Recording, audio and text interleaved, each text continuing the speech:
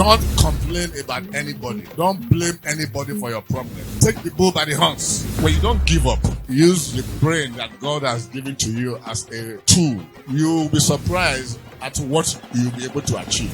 Know that there are other factories elsewhere. Nobody is complaining about them. Even where Dangote is producing cement, for 3-4 kilometers you see dust everywhere. And I didn't know why it was so particular that everybody was shouting about Caesar Yayi rubber factory. If somebody say, "Oh, I don't like the way you behave," and then you say, "Oh, this person hates me," it may be true that you don't behave well. Always be prepared to fail. I make mistakes every day. I buy machines that after I buy it, 2 weeks later, I say, "No, I don't need it anymore."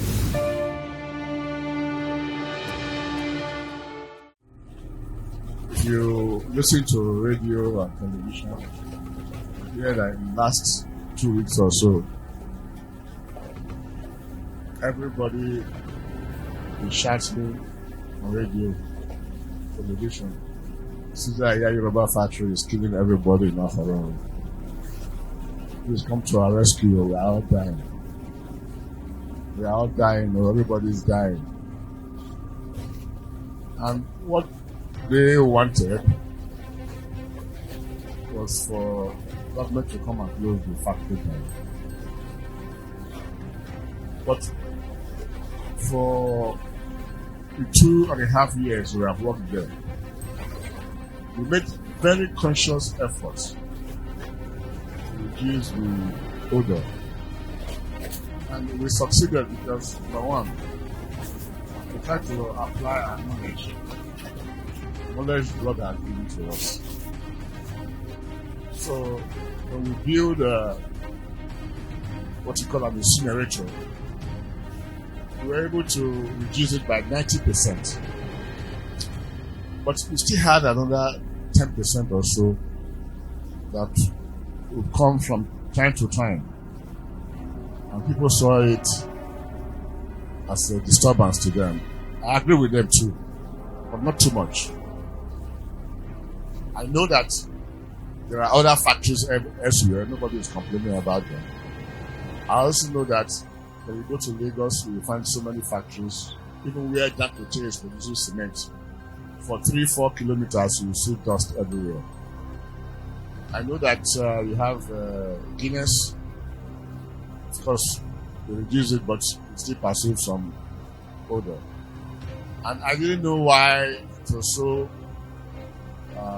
particular that everybody was shouting about Caesar Yayi rubber factory. Not only that the odor was there, but that it was killing them. So, about a week and a half ago, I just told them, but I said, let's go to Ondo State. Let's go to Ondo State. There's some machines I would like to buy that can produce certain items. As we are approaching the factory, but half a kilometer before we got there, passing some nice odor. Very beautiful, nice odor. Pleasant odor. So I said, okay, let's trace where the factory is. And we went there. I saw the machines. And to buy the machines and install them will take about another 6 months. So I told the government, I said, give me till end of January. I'll be able to reduce the smell. But the complaint became so incessant. People didn't have anything to do again except to shout, come and save our life, or we are all dying. We are dying. We are dying. So I told my brother when I got up in the morning, I called him, I said, we are going to visit the place where they are producing some of these products. If we cannot use our machine to produce it, we can buy some of the products and apply other compound to it, and let's see what happens. I'm not sure it will function, because you are not producing it. You are taking the product and try to apply other methods to see if you can get the odor to come out. Not only to come out in a way where it can reduce the smell. So when we got there, I asked them to put it inside the oven, inside the dryer. The report I got was that the dryer was on fire. So our staff, they took out those items, put up the fire, and now applied their own sense in a different way. And when we got to the factory, the odor was gone. So since then, we've had 4 days of work now without people being able to complain. Journalists, they came to come and put pressure on me to say, oh, everywhere is smelling, oh, people are dying, what are you doing about it? I asked them to sit down. They made their complaints known to me. I listened to them carefully, and I told them, God gave us instruments to test smell. Did you bring your oil with you? They said, no. I said, but you have your nose with you. So what do you smell here now? They kept quiet. What do you smell? Is it offensive? They kept quiet. I said, so you don't perceive any smell? He said, no. I said, okay. I want to challenge you now to drive around the Okoro Medical Isosa Axis so that you will be able to ascertain for yourself if there are smells there. They said there's no need for that. So I said to myself, well, maybe something will happen next. The next day came, there was no odor. You know, when we go to a factory, by the time we get home, our clothing will be smelling rubber. So when I got home, my children came. I said, smell my clothes, my clothing. What do you smell? I said, nothing. I said, but I'm from the factory now. So what happened? So you see, when you don't give up, and you use the brain that God has given to you as a tool, some of our staff are just entering the church now. They can tell the story even better than me. As a tool, you'll be surprised at what you'll be able to achieve. Sometimes the difference between success and failure is just a very thin line, millimeter. So the point is this: always stop complaining about. Don't mind them; they are just being jealous. They are wicked. Yeah, that is true. But is there smell? Yes. Then do something about it. And we kept thinking and thinking and thinking. When they thought they had succeeded, the answer came. Bam! The answer came. And then the other one that we always complain about is when you discharge water and say it smells. I went. I checked. I found, oh yeah. Because they leave the water for 2-3 days. And I gave instruction, change the water every day. If you change the water every day, it will not ferment. I eat Santana. How many people eat Santana here? Oh yeah. We are Nigerians. We are proud of our food. I don't eat sushi. I don't eat caviar. I don't eat steak. I eat aku. Santana. Proud to be a Nigerian. Alright? So, when you make Santana, if you put the Santana there and put water and leave it for 4 days to be smelling. So I said to myself, what if you change your water every day? So we change the water every day and then no smell. So I said to myself, Caesar, if you could change the water in Santana every day and it doesn't smell, why can't you change the water of the rubber factory every day and it should not smell? And we did it, it didn't smell. It's amazing what God can do for you when you put your heart to it. Don't complain about anybody. Don't blame anybody for your problem. Take the bull by the horns and say, yes, I am going to look for a solution. If somebody say, oh, I don't like the way you behave, and then you say, oh, this person hates me, it may be true that you don't behave well. So look inward. Is there something you are doing that is wrong? There is something you are doing that is wrong. Then you look inward and try to change. Don't blame anybody for your failure.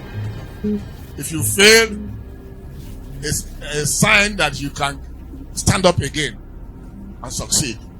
Always be prepared to fail. I make mistakes every day. I buy machines that after I buy it, 2 weeks later, I say, no, I don't need it anymore. They know. They know. I bought a machine worth about 7 million about last week. Now with new development, I call, I say, I don't need this machine anymore. I bought a moisture analyzer because I wanted to go into this business. It was about 1 million. I called the person I bought it from. I said, sorry, I don't need it anymore. I bought a CNG gas burner for about 11 million. And later we found out that we cannot even use CNG to run our dryer. So I put it aside. I went to rent a shop near the market because we want to do some business there. I realized it didn't work. I threw it away. People will be complaining, doctor, throw this one away, throw that away, throw this one away. But I'm succeeding in something. You focus on the ones that I don't do well. But there's a few that I'm able to do well. I'm not God. I can't see everything. I only take my decision. Many people, they have good ideas, but they will analyze, so they don't do anything. For me, I have a single point, and I'll jump into it. If it doesn't work, okay. If it works, I move on with it. That is the story of my life. You will see people that are successful, they go through the same phase all the time.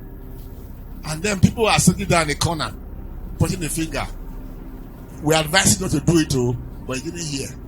If it works, they'll say, we all planned it together. I say, we did. If it doesn't work, I say, it's my fault. The second point I want to make is this. You know, I say it all the time that do to others as you want them to do to you. We bought medications for one of our staff that was sick and paid the clinic for the treatment. And after just one injection, it was supposed to be for 3 days. The family said the man should return to Delta State in, Ogele. So he left. And then we sent a message to the chemist.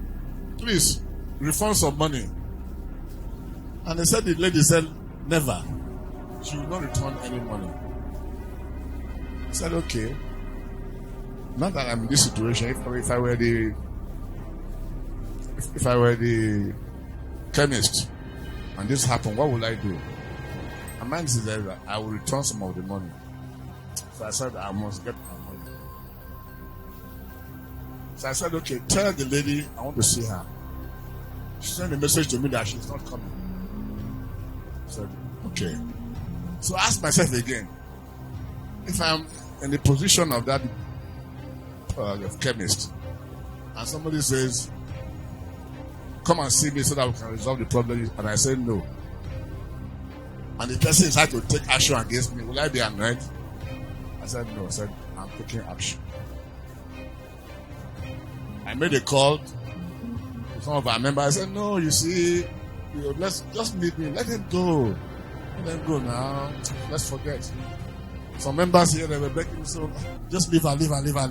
She will jump somebody before. I said, look, if you keep leaving people like this, in the end, if they can try to do this to me, what would they do to somebody that cannot even challenge them?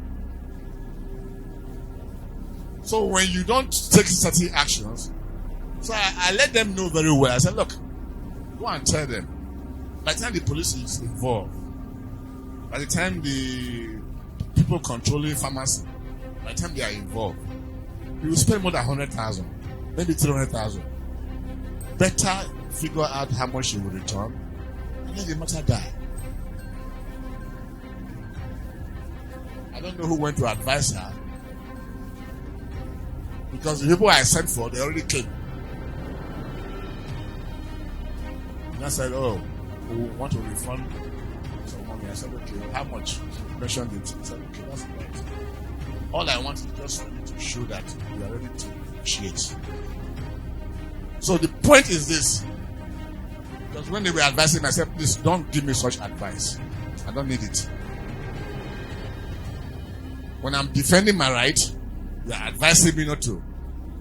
You allow people to bully me. I will not allow anybody to bully me. And we are saying in this church, don't let anybody bully you. You have your right. You stand by it. And so we were able to resolve that problem. That's my testimony for the week. I always continue to say it. I will not come and tell you I'm an angel, but I will try as much as I can to ensure that I ask myself all the time, do to others as you want them to do to you. God bless every one of you. Praise the Thank Lord. you so much. Amen. Don't complain about anybody. Don't blame anybody for your problem. Take the bull by the horns. When you don't give up, use the brain that God has given to you as a tool. You'll be surprised at what you'll be able to achieve. You know that there are other factories elsewhere. Nobody is complaining about them. Even where Dangote is producing cement, for 3-4 kilometers you see dust everywhere. And I didn't know why it was so particular that everybody was shouting about Caesar Ayayi rubber factory. If somebody say, oh, I don't like the way you behave, and then you say, oh, this person hates me, it may be true that you don't behave well. Always be prepared to fail. I make mistakes every day. I buy machines that after I buy it, 2 weeks later, I say, no, I don't need it anymore.